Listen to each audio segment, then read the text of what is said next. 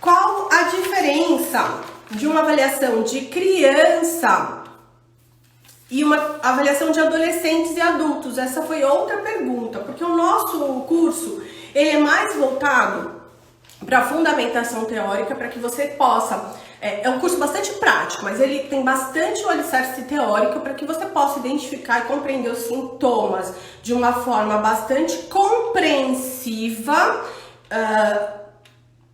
e que te permita avaliar isso numa criança, num adolescente ou num adulto, tá? Agora, a parte da estruturação no curso, tá? Eu tô dizendo como você vai organizar a sessão, que tipos de brinquedos usar, não usar, enfim, a gente organizou mais para crianças, porque 90% do público que vai chegar aí no seu consultório são de crianças, até mais ou menos 6 anos para você fazer o diagnóstico, tá? Se for adolescente ou for criança maior de 6 anos, talvez ela não se interesse tanto por brinquedos, né? E você não vai colocar uma caixa lúdica assim, né? Uma caixa lúdica não, a gente não usa caixa lúdica, mas você não vai organizar os brinquedos como a gente ensina lá no curso, a disposição, enfim, tudo mais, no momento livre e estruturado, com os brinquedos infantis, né? Isso não vai ser legal. Com adolescentes, a gente não apresenta os brinquedos, até com crianças maiores, a gente dá uma sondada com os pais, quais são os interesses principais dessa criança, a gente tenta trazer alguma coisa para a sessão.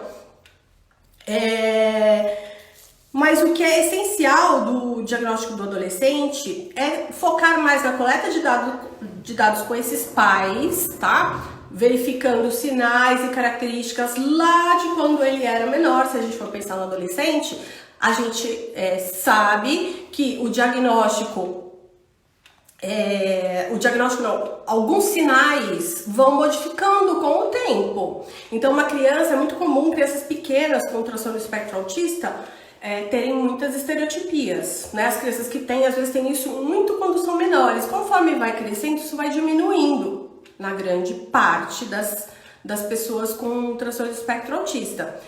Se você tá com um adolescente que não tem mais aquela estereotipia, ficou ali de repente só com uma mãozinha mais inquieta, enfim, você precisa investigar se isso aconteceu lá atrás, né? Como que era a interação dele inicial, como é que era a comunicação social. Então a entrevista com os pais de um adolescente, ela é mais intensa do que com uma criança. Outra coisa, todos os quesitos que observamos com uma criança, nós vamos observar também com o adolescente ou com o adulto, só que de uma forma diferente. Por exemplo, uma criança, muitas vezes, vem ainda não verbal ou com surgindo ali pouquíssimas palavras. Então, a compreensão da linguagem verbal, compreensão, às vezes, de duplo sentido, inferência, sabe contar uma piada, se entende isso tudo, a gente não consegue fazer com uma criança tão pequena. Isso tudo a gente pode aproveitar com os adolescentes, com as crianças maiores, né? Então, compreensão da linguagem, integração do gestual com o verbal, e a gente avalia numa criança pequena, a gente avalia também com uma criança maiorzinha, tá? As interações sociais, importantíssimo dar muita atenção para isso. E diferenciar de outras condições, como fobia social, como uma possível depressão, enfim. Lembrando que a depressão é muito comum, depressão e ansiedade é muito comum em adolescentes com TEA, seja com diagnóstico ou não. Às vezes eles chegam por conta disso, chegam por conta de ansiedade, por conta de toque, e aí você vai ver a pessoa está dentro do espectro, aí sofrendo aí anos e anos por não ter o diagnóstico. Então nós temos que observar muita interação social, dificuldade com mudança e o hiperfoco, ou até mesmo às vezes algum tipo de estereotipia. Tem literatura, eu já vi isso na prática, de você proporcionar que a criança, o adolescente, traga para a sessão algo do seu hiperfoco. Então, você tá lá fazendo as suas sessões, as suas interações, e você sabe que ele tem hiperfoco em dinossauro, por exemplo. E aí você traz um livro, ou você pede para ele trazer, ou você acessa um site, você olha ali no seu celular, não importa. E aí você vai observar o comportamento, alterações, mudanças, você vai comparar o comportamento dele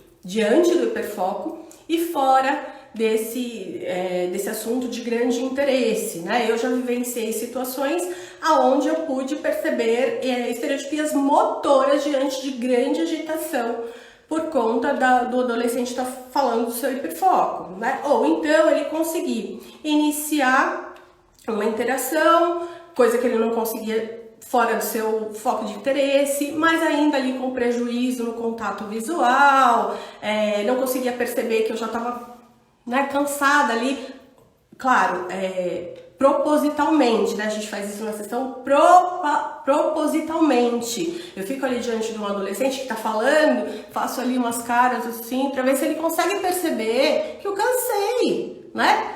O que eu espero de um adolescente típico, né? Que ele perceba que, tipo, fala, e você gosta do quê? Ou que ele pare de falar, continua, o que você vai fazer? E uma criança, às vezes, dentro do transtorno do espectro autista, ela não percebe, você não consegue ir pro próximo tópico por conta da inflexibilidade, às vezes ele não percebe a sua cara, independente de estar falando de hiperfoco, viu, gente? Às vezes a gente não tá no hiperfoco, mas eu faço esses testes, eu sei que as fonos, eu não sei se elas estão aí. Acabei de ver a Renata, minha irmã, fono aqui também do Instituto, ia falar de você, Rê. Eu sei que ela faz isso, né? Então tem um momento da avaliação dela, que a Gabi também, Gabriela Machado, que também é fono aqui, que elas param ali na avaliação, dão uma parada e ficam paradas, né? 1 minuto, 1 minuto e meio.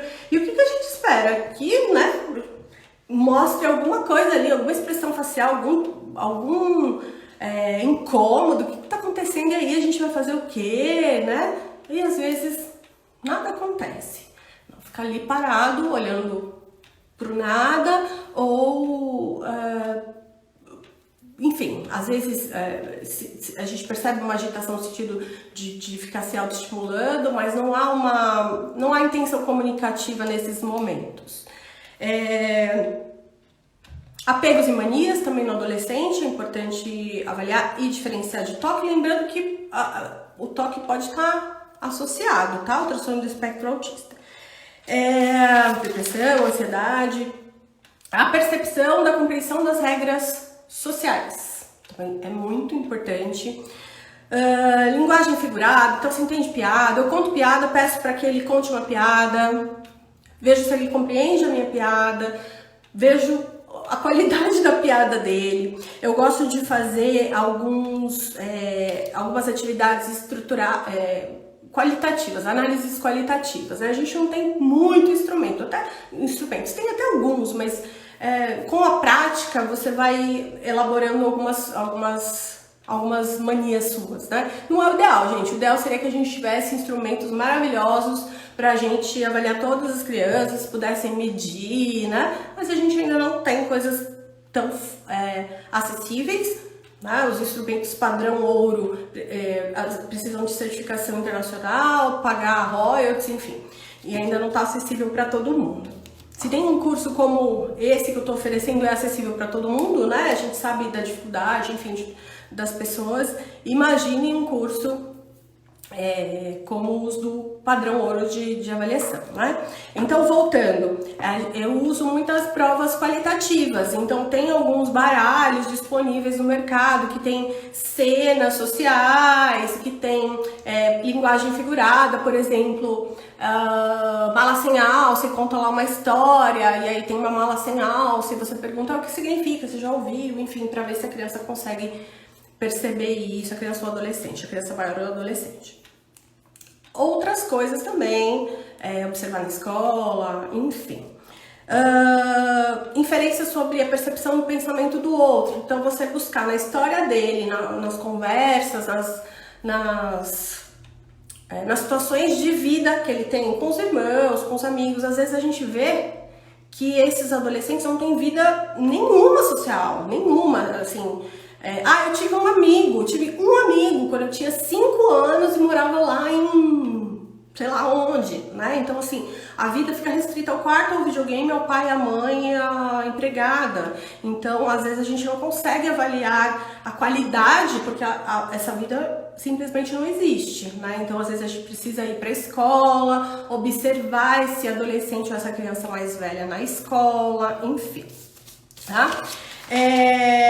Esse aqui é sobre avaliação de adolescentes e adultos. Então essas são as mudanças principais.